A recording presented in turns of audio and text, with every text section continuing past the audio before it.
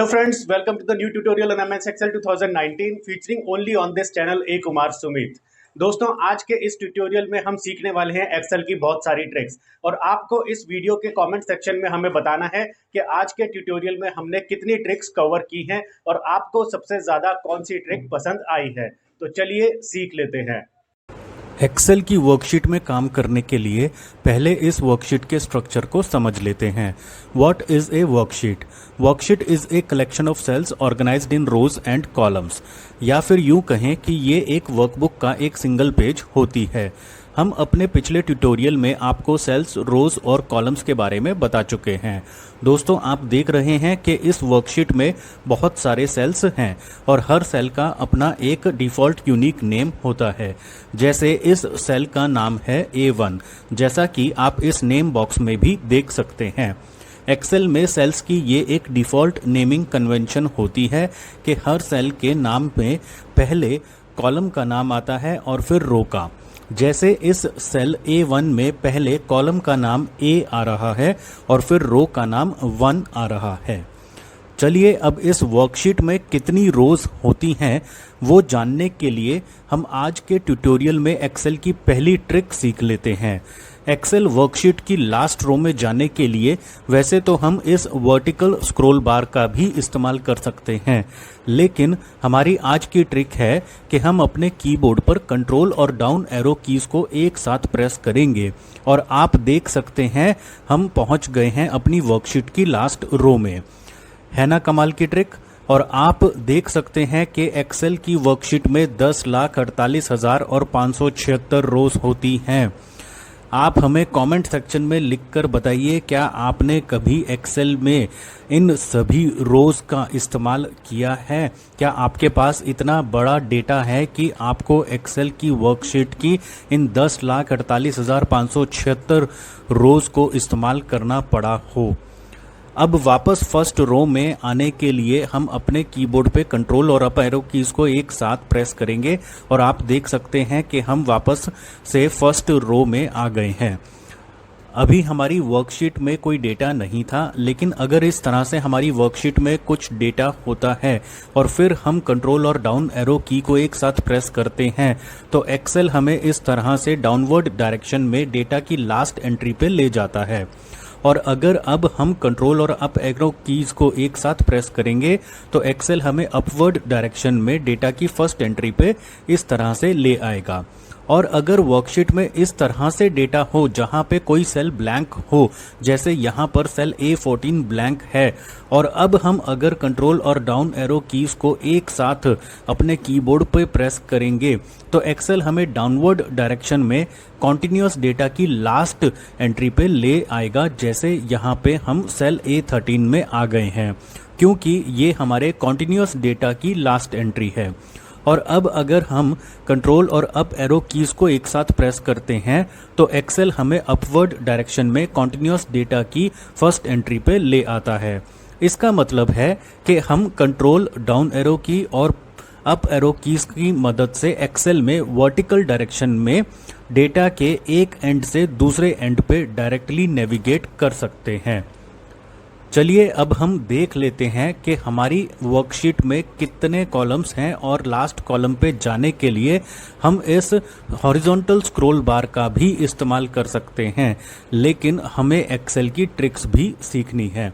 तो एक्सेल की एक और ट्रिक सीखने के लिए हम आ गए हैं सेल A1 में और अब हम अपने कीबोर्ड पे एक साथ प्रेस करेंगे कंट्रोल और राइट एरो कीज को और आप देख सकते हैं कि एक्सेल हमें लास्ट कॉलम पे ले आया है। लेकिन लास्ट कॉलम का लेबल है XFD, जो अल्फ़ाबेटिकल नंबर है, जिससे ये पता करना मुश्किल है कि हमारी वर्कशीट में कितने कॉलम्स हैं। तो एक्सेल के कॉलम्स को काउंट करने के लिए हम एक्सेल की एक और ट्रिक सीखेंगे, लेकिन इससे पहले ये वाली ट्रिक देख लेते हैं।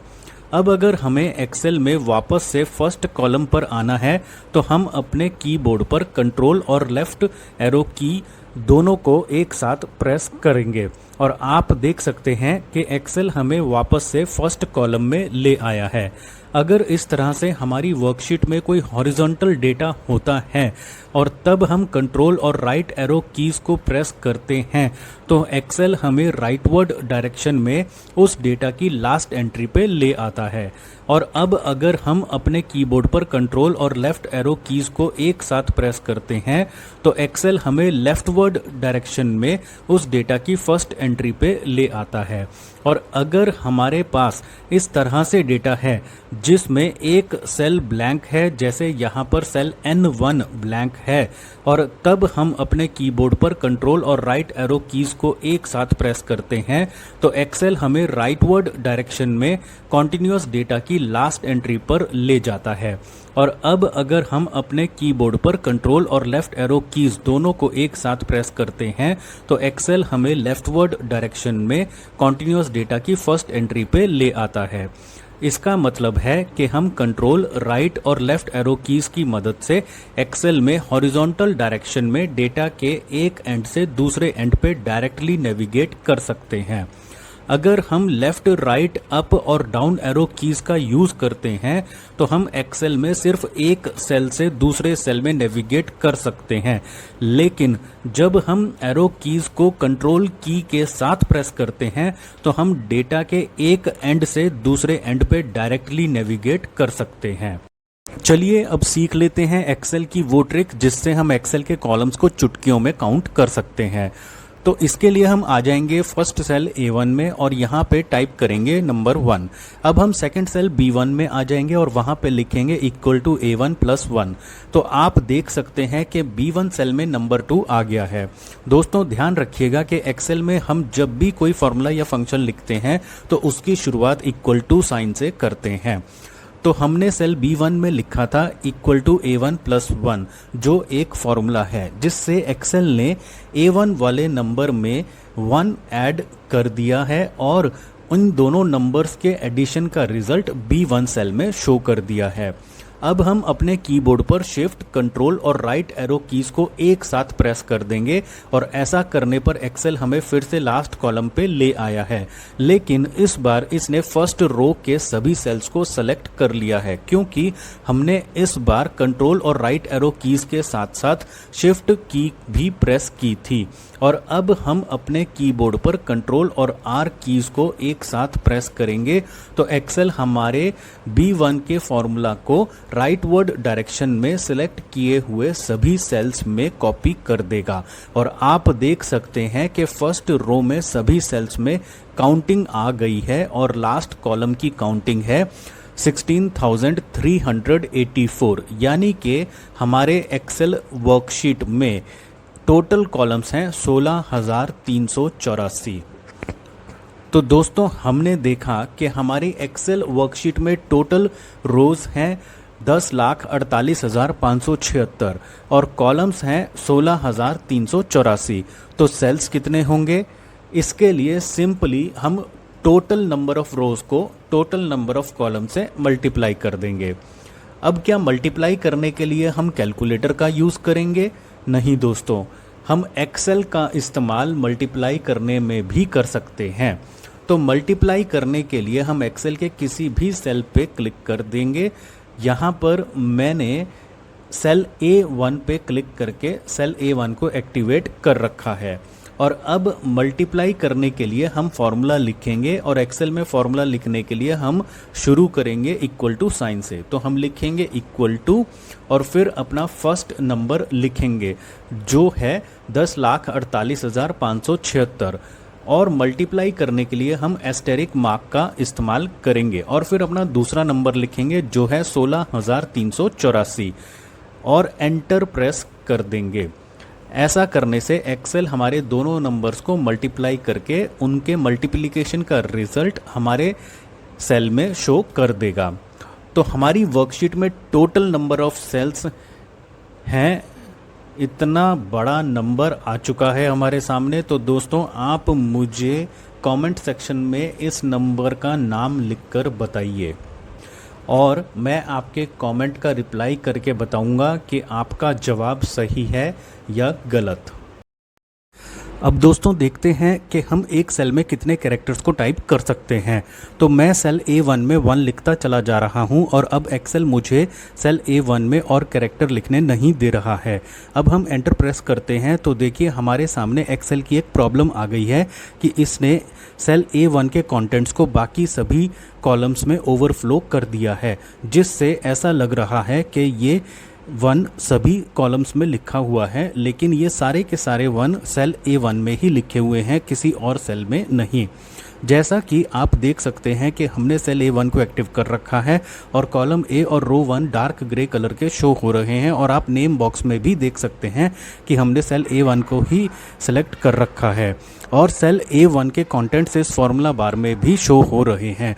और अगर मैं अब इस सेल B1 को एक्टिव करता हूं तो आप देख सकते हैं कि फॉर्मूला बार में कुछ भी शो नहीं हो रहा है, क्योंकि सेल B1 में कोई कंटेंट है ही नहीं। तो चलिए पहले इस ओवरफ्लो की प्रॉब्लम को कैसे ठीक करना है वो देख लेते हैं।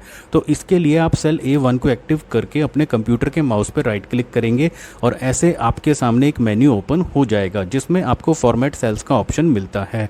आप इस ऑप्शन पर क्लिक करेंगे तो ऐसे आपके सामने फॉर्मेट सेल्स का डायलॉग बॉक्स ओपन हो जाता है। अब इसमें आप अलाइनमेंट टैब पे क्लिक करेंगे और टेक्स्ट अलाइनमेंट सेक्शन में हॉरिजॉन्टल में फिल ऑप्शन सेलेक्ट कर लेंगे और फिर ओके प्रेस करके इस डायलॉग बॉक्स को क्लोज कर देंगे। अब आप देख सकते हैं कि ओवरफ्लो की प्रॉब्लम सॉल्व हो गई है और अब सेल A1 के कंटेंट्स दूसरे कॉलम्स में ओवरफ्लो नहीं कर रहे हैं।